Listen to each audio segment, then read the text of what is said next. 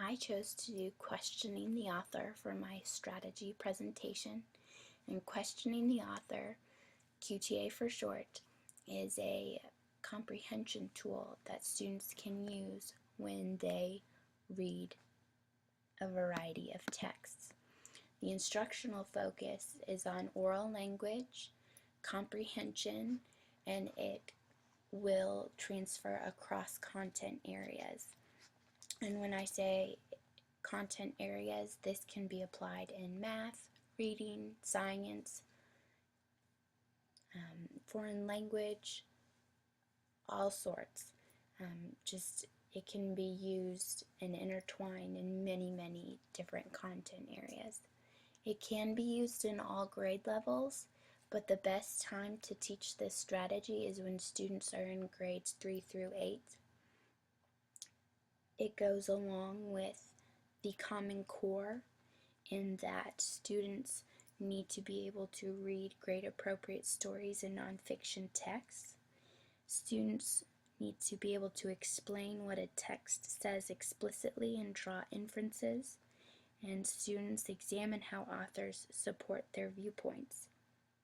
And it's again used as a comprehension tool. The younger grades will have trouble making inferences and examining different viewpoints might be a little bit of a struggle for them. I have attached below, so you'll see it later, the standards for grades 4 through 8 that this strategy goes hand in hand with. Questioning the Author was developed by Isabel Beck and Margaret McCowan, and their findings have been published. This is a strategy that they have been working on for years and years, and it is very well researched and documented. Questioning the Author and fallibility.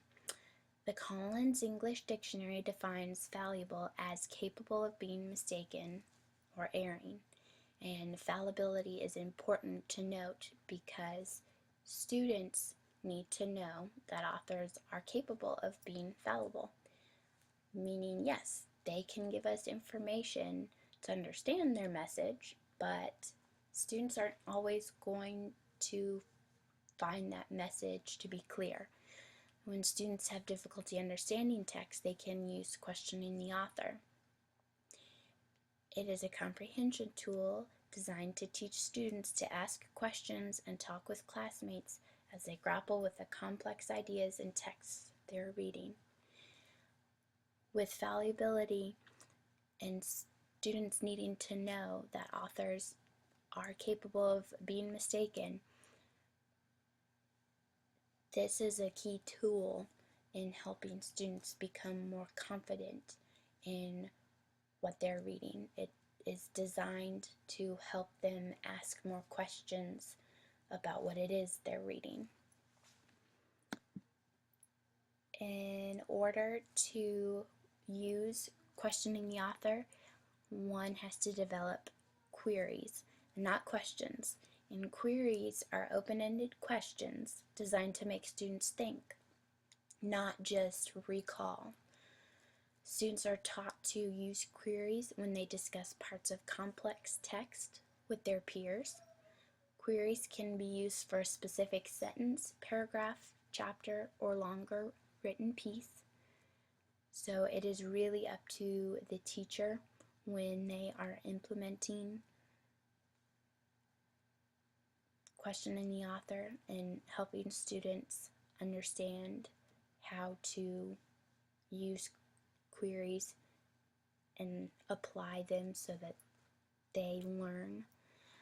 Queries are used to support students as they develop comprehension, and queries will bring about more complex answers, meaning students, once you get them in the mindset and the habit of using questioning the author, it will help bring about higher level thinking skills. They'll be thinking on a much greater level than they would with questions that are just designed to recall. Queries are process oriented, unlike questions, which are product oriented. So there would be a specific answer if I were to ask a question, and queries, students are going through a process, a thought process in their mind. Some example queries are, what is the author trying to tell us here? What is the author talking about here? How does this fit with what the author's told us before? Why is the author telling us this? Why do you think the author tells us this now? That's what the author said, but what does the author mean? And what questions remain unanswered? Remember, these queries are open-ended questions, so there is no real right or wrong answer. There is no product like there would be if there is a question that you're wanting students to answer. In order to prepare for your students to learn about questioning the author and using queries, a teacher is going to need to take the time at the beginning to carefully prepare the material used. You will determine where in a text that you are going to have the students stop at, so you can model how to use the queries as a way to help comprehend the text. And when a teacher begins planning for the questioning the author strategy, they must expect to be flexible, because students are going to have difficulties, most likely, when you first start out. So even after you've modeled some, the reactions might not be what you had hoped, and you need to prepare for student reactions and answers that you might not think apply, because the students are trying to shift from surface answers to deeper meaning answers. So there might be some difficulties. Also, you are heavily involved when introducing the questioning the author strategy. Over time, your involvement will decrease as students begin to create and answer queries on their own. And again, as they create and answer queries on their own, they're going to begin to feel more confident, which is why the students will be able to not need your help or assistance as much. Ultimately, this starts out as a teacher-student discussion, and it ends as a student-to-student discussion. And there are two danger areas to avoid when first starting out. The first one is collecting students' comments. So for example, all right, who else has input? And I can think of this in terms of my classroom, because I am guilty of doing this. I have my students write down a cursive quote, and then after we finish grading morning work, we discuss what the cursive quote means. And I have said, okay, tell me, what do you think this means? After they've told me what it means, I will then say, all right, does anyone else have an explanation? Does anyone else have anything to offer? Which is not what I want to do, because in this case I'm collecting their comments and they're scattered, and it's kind of hard to go back and refocus on that initial point that I was trying to bring them to. The second thing you're going to want to avoid is taking over the discussion when student answers do not seem up to par with what you think they should be. And I'm guilty of this as well, again with going through and looking at the cursive quote that my students do, and me asking them what it means, because after they've told me what they think it means, I have gone back and I will further elaborate on my thinking, what I think it means, or I will re-emphasize or restate kind of the general thought behind the meaning, which is fine to make a general statement based off of all of their comments, but there are days where I take over the discussion, and that is not something I need to do. Really, it needs to be more student-oriented. In order to lead the discussion, there are 6 moves that you can do. One of them is marking. Teachers draw attention to particular ideas that students have expressed. Then turning back.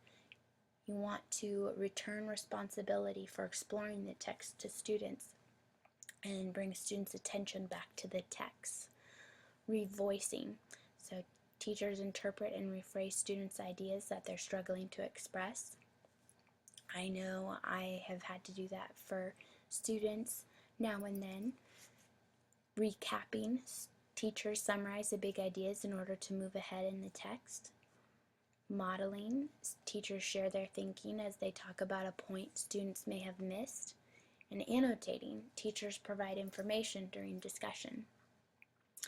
Teachers do need to let the students do more talking and use prompts to help students think more deeply and essentially work with the students to build meaning. It's not going to come naturally to students. They are going to have to work harder at answering queries.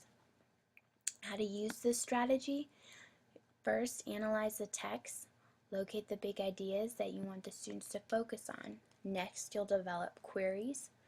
And the best way I can tell you about developing queries is to write it on a post-it note and stick it in the text.